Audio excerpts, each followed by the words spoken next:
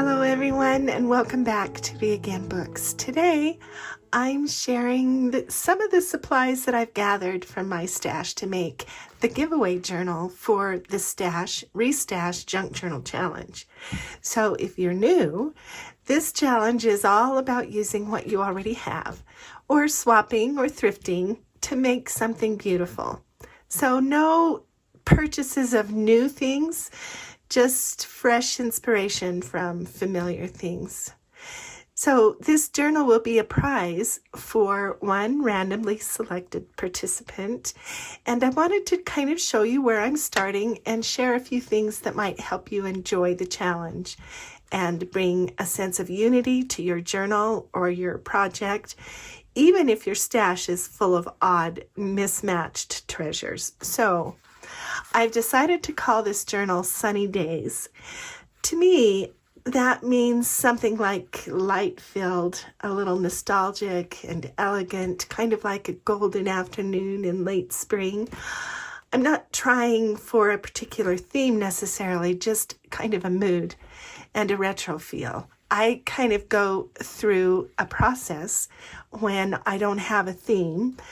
I call this a concept journal, and it's just a feeling I have or a thought I have, or just, as I say, a kind of mood or feel.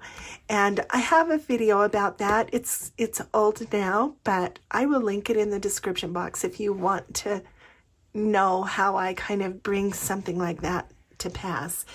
But originally I was inspired by this photo from the suitcase photos.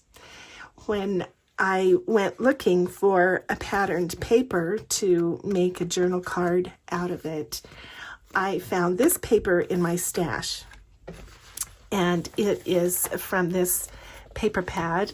It's almost gone now. And my favorite paper, this one right here, is all used up. But there was this paper left, and this one, and so that's what I have pulled kind of as the base of this journal. This pretty paper, this one, and then this graphic kind of geometric. And so it's this is kind of how I begin. I find one item, and then that kind of leads me down the path. So this is the paper that kind of has inspired me. And I knew that one of the upholstery scraps from the thrift haul would match that really well. And so I was tickled about that. And this happens to be, green is my favorite color. And so I really think that, you know, these papers have that kind of warm, faded look that I love, kind of like sunlight on old books. And so that's kind of where I'm starting. And when I was thinking about these photos, I went back to when I was a child, and I remembered all of my sophisticated older girl cousins, and it just makes me happy to think of them. Sorry, got a little emotional there. So I'm thinking that this journal will be just kind of not 60s, but kind of just that retro, elegant kind of feel. I also had this in the thrift haul. I found this hanky, and it just matches perfectly, I think. And so I want to do something with this hanky. And that also reminds me of being a child. We always carried a hanky somewhere on our person. That's just what ladies did, right? And so I started with this much. And we'll throw her in there too. This is kind of my inspiration for this project. I've got some lace. I thought about the flowers from that thrift haul as well. And so I put together a few of these little flowers that I will use. I found some lace that I thought matched, you know, the paper, some other kinds of ribbons, and yeah, so I just started picking things up.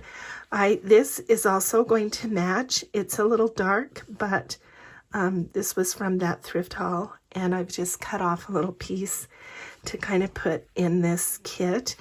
This also is perfect and matches really well. And so, you know, I'm kind of thinking that we've got a little bit of coral to blend into the golds and the oranges. We've got a little bit of yellow, you know, in the flowers, and I found this lace to brighten things up, and then a little bit of aqua maybe from those cards that were in the stash to kind of calm things down. A little bit of lavender maybe. Yeah, I just have started going through. Let me show you some of the papers I've picked for the signature. I decided that I wanted to include some Edith Holden pages because that is, you know, kind of part of what I'm feeling, the vibe. I found this perfect wrapping paper in my stash. Yeah, it's some of that folded wrapping paper, but that's going to be perfect. So as you're gathering things from your own stash, think about color, maybe texture, and mood. Even loosely thinking about color and mood is sometimes more helpful than just thinking about a theme. So junk journals are made from so many different kinds of materials. You know, I just started pulling, you know, some stationery, some cards that had some of these similar colors in them. This was also, you remember, from the thrift haul. This is a perfect kind of faded yellow that out of that journal card packet. This is going to match. But sometimes, you know, you run into things that are a little bit bold. Okay, and I wanted to address that. This is a pretty greeting card that I have in my stash, note card, and I like the colors. It's going to match really well, but you know, it's maybe even a little bit bold. So I might just take my sand block and just kind of take the top off of that. Just make it look a little bit more faded or used. So this matches perfectly. This is a little bit bold, but still, you know, in the category. This is really bold, so not necessarily in my color palette, but I can make it work. So if you have something like that, for instance, this I have a whole stack of these in my stash, and it's just very bright, right? Here's the color that's in, the yellows and oranges. But again, as I take my sandpaper and just kind of sand a little bit of that color down, then it just reduces the boldness and makes it match a little. And by the way, if you sand, when you sand on, like say your book pages, it leaves some ink as you sand that off. And so I always save that, put it in my scraps, because that'll make a great collage scrap. Back to this photo. You can make that a little bit, to back it off a little bit, make it match a little better. If you do something like put lace on it. For instance, if you have in your stash some of this kind of thing, you can just lay that over the top, and that immediately kind of brings it back. I found this card in my stash, and I don't know how I feel about that, but next to the paper, it would go real well. And if I took this lace, I could just lay a piece of that lace over it, sew that on, and then it becomes something that I would be more likely to use. So don't just discard things just because you think it won't match. You're not really trying to match something, as just kind of unify with the rest of the things that you're using. So you can also age papers and other things with ink or tea, and that kind of pulls things into the same world. So I'm also using the papers, many of the papers from that thrift haul that I had a couple of weeks ago. So you'll see some of these. This is a paper that I have in my stash that I really like using. This is from that old composition notebook from the planner. We'll use some music paper. Here's one of those file folders I can use for tags and maybe put one of the pages in. I went through the garden book, if you remember that, and picked this page. I'll put that in the signature. Then I found this also in my stash, and this was from that jazz music book, and so I'll use that in the signature. This was out of that Easter Ideals magazine that was in the books that I got at the thrift store, and I can just pick out those colors.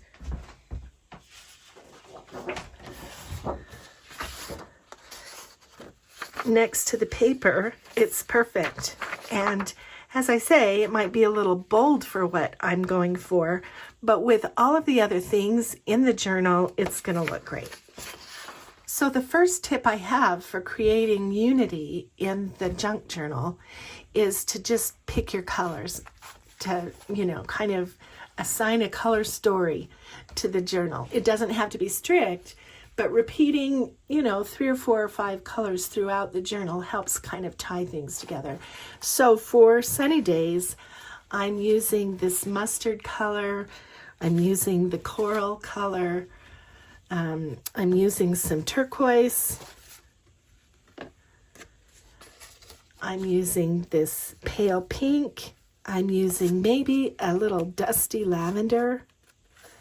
And I'm just softening all of it with soft cream and just some neutrals. And another tip is to use kind of the same motifs repeated throughout the journal. So reoccurring shapes like scallops or circles. So I pulled all of my circle kind of punches, and I'm lucky that this one is also scalloped. And maybe I'll do some paper piercing, in the scallops. That'll be pretty. I've chosen a couple of die cuts that I think will kind of match the mood. So these silk flowers, they will be repeated through the journal. So just choosing a visual motif that you can repeat will help unify the whole thing. And then my final tip about unity is just to choose kind of one thing. So for me, the one thing that I'm choosing is kind of this paper, and that kind of just leads the way for my other choices. It just influences me in the mood, in the floral. So I will make this kind of soft floral journal. Finally, I have just a couple of tips that will hopefully help you enjoy the process and enjoy the journal challenge. The challenge is meant to spark joy, not stress. So that's why I kept the rules just to a minimum so that you can participate and enjoy creating with your supplies, and you don't have to worry about rules.